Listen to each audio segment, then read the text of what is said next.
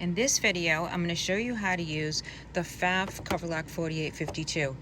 Stay till the end because I'm going to show you how to get this stitch versus this stitch.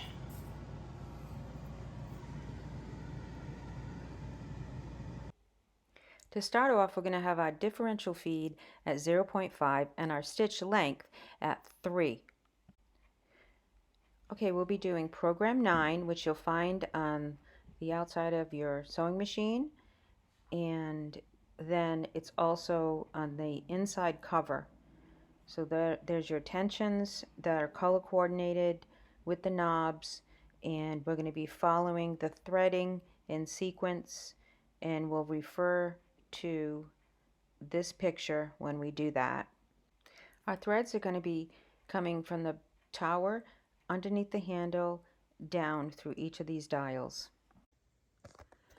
To start off, you're going to have your tower at the highest position, and then you're going to thread your thread through these notches on your tower from the back to the front according to the dial. Okay, and then you have this little notch that you have to put the thread in and then make sure it's clicked in, and then you're going to come under the handle for every single thread that you put through, and then you're going to come down and thread the machine. Now you have tension knobs here. According to the program 9, we want it at 55222. 55222. Make sure that's correct. And now begin to thread your machine coming through the back down that first one to number 1. Here we go. So we're going to be doing the pink one.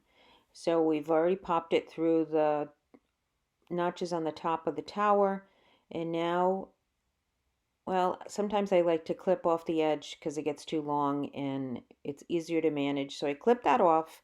I'm going to go under the handle, and then I'm going to click in. I push the thread in, down, push it over to the right, and just lock it underneath of that little notch there. I floss like I'm flossing, and that's putting the tension, the thread where the tension needs to be. And now I'm going to come down and I'm going to look for my colors that coordinate with my dial, and that's the pink one. And when I get over here, I need to click that under, and now I'm going to look at the top where I call this over the mountain threading, because this looks like a mountain and you want your thread to go in the middle, so you have to go over it and then under to get into that notch.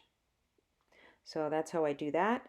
I just pop it over, pull it back up, and now I'm ready to go through the looper, which is the one all the way to the left. You just look at your diagram, cutting it. Sometimes need to cut it to make it sharp to go through that hole, using a pair of tweezers if they help you.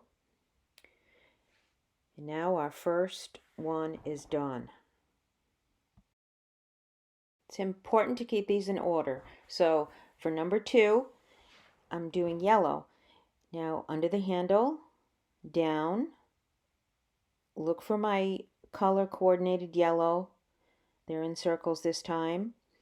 And there's a tricky part to this, so let's watch this. For the last couple of moves, there's a tricky spot right in here. So turn your wheel to make sure that your looper comes out, and then that's going to expose this lever that you need to push down in order to get at the second to the last threading component. Right here on the top, right there, you need to push that down, and then that will expose this little hook that you need to hook your thread into before you get it through that looper hole, which is on the top. And then you are done with thread number 2.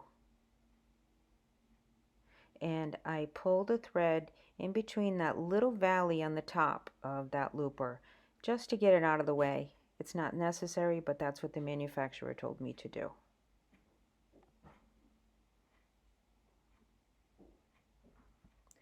Moving on to number 3 and 4. We just finished 1 and 2, and then we have the needles to do. Now the needles we're only going to be using the ones in the middle, and the other ones are just there for the diagram to show us where and what needles to use.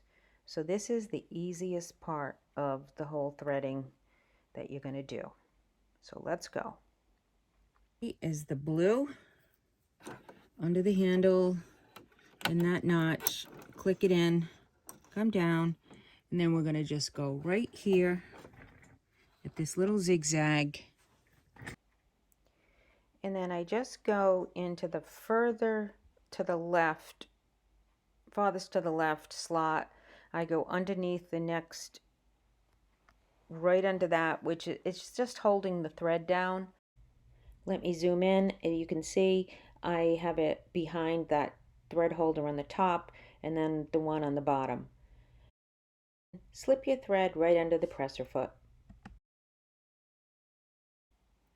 So now we're at number 4, and that's the green. So we've gone through the holes in the tower, through that little notch under the handle, and we'll do a little flossing motion here, just as before, and then we're going to follow the same track as number 3. Sometimes getting that notch clicked in is a little challenge, but it works out. Right into that little diagonal notch, and now this time I'm going to come to the furthest to the right and put that under the thread holder and then get that needle threaded.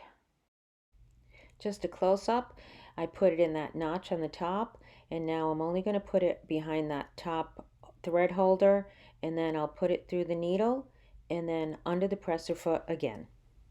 Okay, so I speeded that up, which I could have speeded it up while I was actually doing it because that took a while, but now we're on number 5. Here we go. Step number 5. It's got a couple tricky points, so make sure you watch until the end.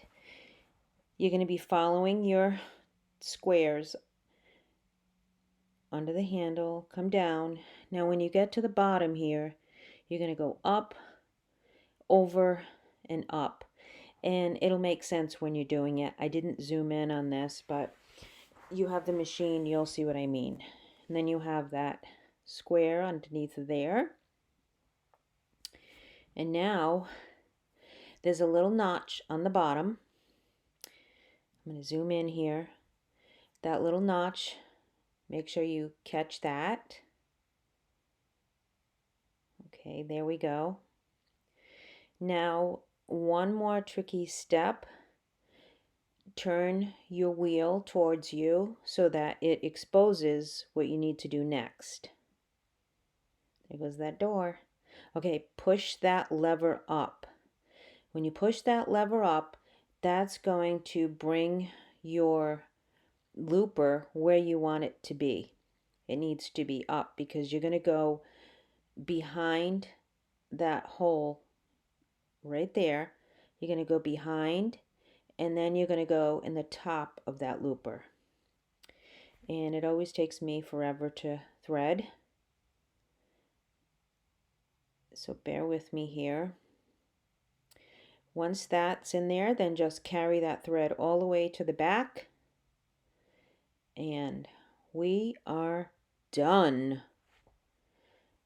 Thankfully, got through 5 cones of thread. Shut the door, and we're ready to test it. When I first tested this, my needles were in the down position, and I think that threw off and made that big mess that I showed you in the beginning of the video.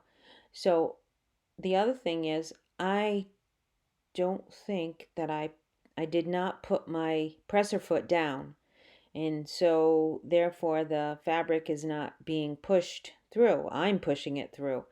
And I also don't have the cutter on my serger right now. So let me just take this off and let's try this again because that's obviously not what we want. So let's cut these threads and try it again. This time I am going to make sure I lift my lever, put it down, and I'm going to make sure that it's lined up the way that I want it. I usually line it up with the edge of the presser foot. So let's test this out and see how this works with our 5-thread program number 9. And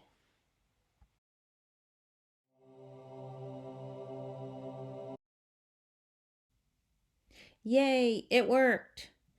So thanks for hanging in there to the end, and thanks for supporting me with a nice thumbs up, comments, and subscriptions. And if you do want me to make videos on the other programs, I will, but I need some support, which means, subscribing and then giving me a nice comment because that's what YouTube likes, and so do I. Thank you. I'll see you in the next one.